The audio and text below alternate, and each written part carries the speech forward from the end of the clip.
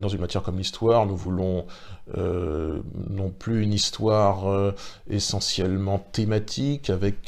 où on saute d'un thème à l'autre, avec d'ailleurs beaucoup d'histoires extranationales. Nous voulons revenir à une histoire de France, chronologique, événementielle, les grandes figures, les grands événements, qui ne soient pas un roman national, parce qu'il ne s'agit pas de ça, mais qui ne soit pas ce qu'est actuellement l'enseignement de l'histoire, notamment au secondaire, c'est-à-dire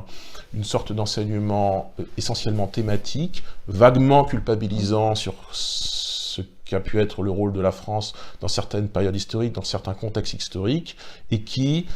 plus ou moins volontairement, moi je crois que c'est volontaire,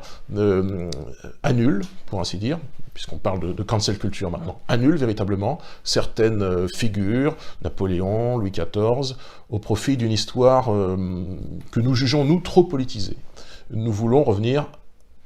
à une histoire qui raconte les faits sans les juger. Nous voulons revenir à un enseignement du français, des mathématiques,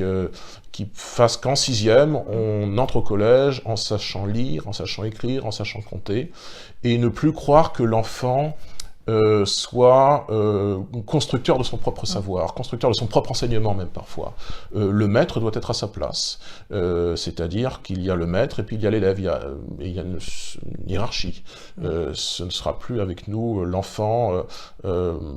prescripteur de son propre savoir, de son propre enseignement. Il y aura un renversement à ce niveau-là.